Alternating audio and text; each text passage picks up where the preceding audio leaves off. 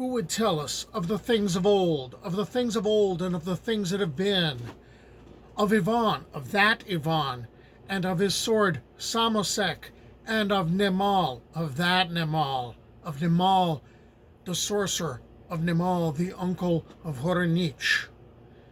When Nemal Chelovek, a sorcerer, kidnapped the only daughter of an unnamed Tsar and his wife, the Tsar immediately offered half his kingdom and his daughter's hand in marriage to whoever found her and brought her home. Many men tried and failed, and the Tsar grew ever more despondent. One night, a lowly guard named Ivan was standing watch in the Tsar's garden when he overheard two crows talking. These crows talked about a sorcerer named Nemal Chelovek, who had once visited the realm and made off with the daughter of the Tsar, going so far as to name the kingdom in which the sorcerer lived and described how he might be defeated. Ivan went to the Tsar with these words he had heard from the crows and asked his Tsar's leave to search for his daughter. The Tsar was less than responsive to the idea that a humble soldier was going to search for his daughter, especially when so many nobler men had tried and failed. However, when Ivan assured the Tsar that he would not fail, the Tsar relented, but warned that if Ivan failed, Ivan would pay with his life. 2 days later, Ivan set sail for the southern seas. En route, he made a detour and came ashore at a small island on which lived two Leshy who had jointly inherited the self-cutting Samosek sword some 30 years before. Ivan stepped onto the island. He heard the two Leshy fighting over whose the sword really was. When Ivan approached the Leshy, they asked him to act as their judge in this matter as to who owned the Samosek sword. Ivan agreed. He proposed an idea that he hold the sword and would then shoot an arrow into the woods, and whoever came back with the arrow first would be the owner of the sword. They agreed. He shot the arrow. The Leshy ran into the woods.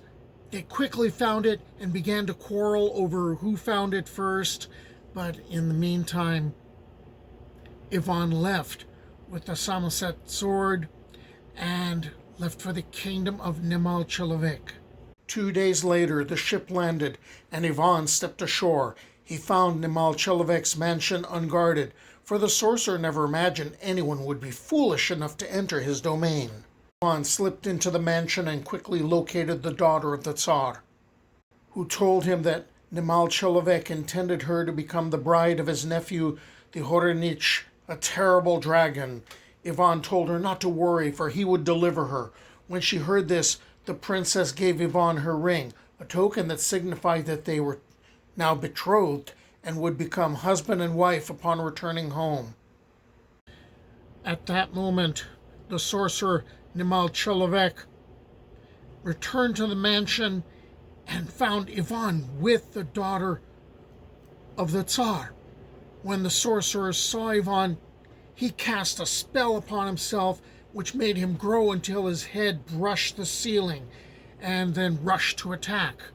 Ivan, however, simply lifted the Samosek sword, which flew through the air and neatly decapitated Nemal.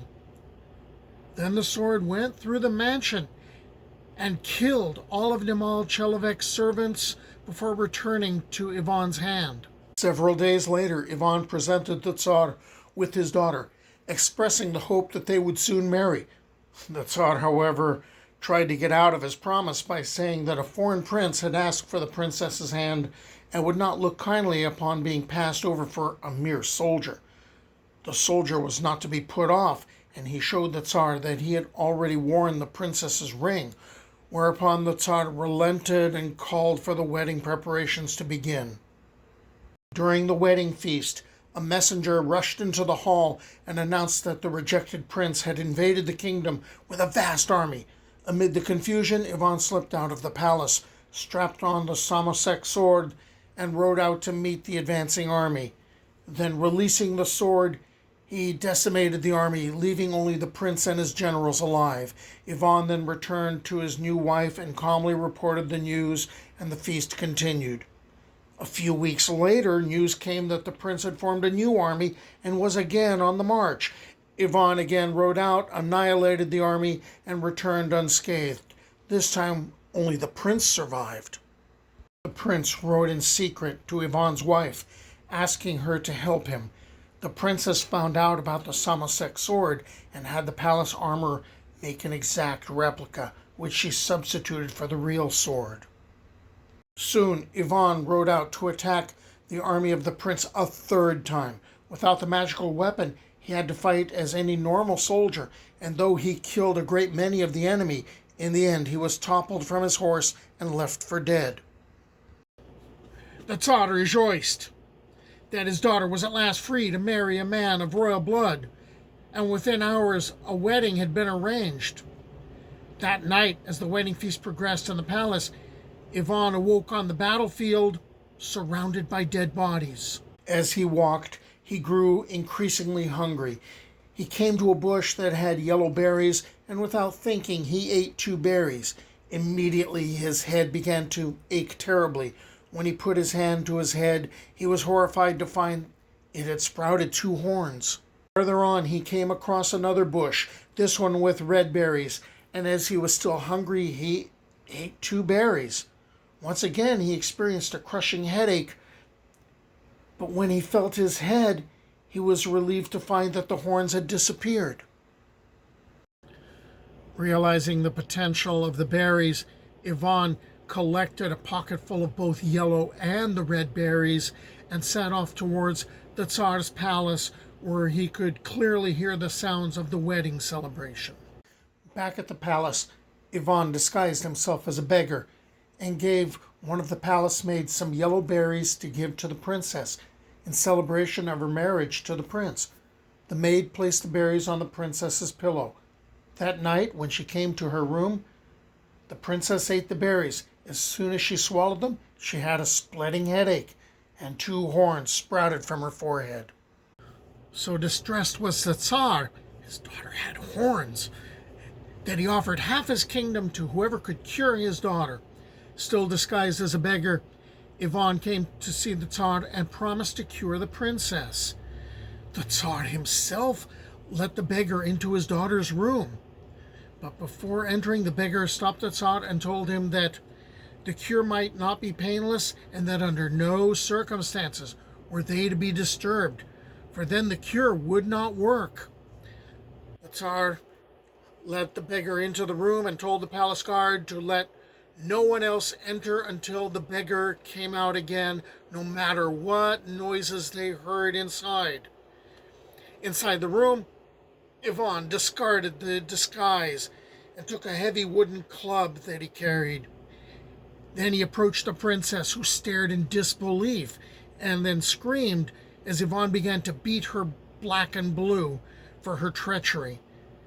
Then he told her he had a cure, but he would only give it to her if she returned the Samosek sword to him.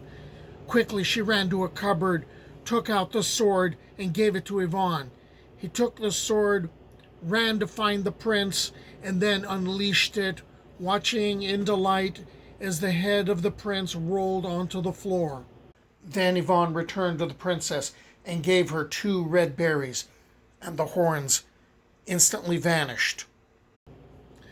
The princess, grateful, fell into Ivan's arms, but he pushed her away, telling her that she had been unfaithful, and as her father and mother were likewise dishonorable, he would banish them from the kingdom, and he would rule in their stead.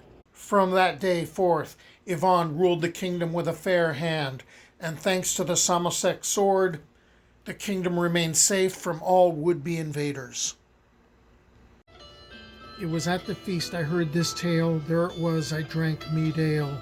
Though it flowed down my beard, my mouth stayed dry, for never a drop passed my lips, swear I.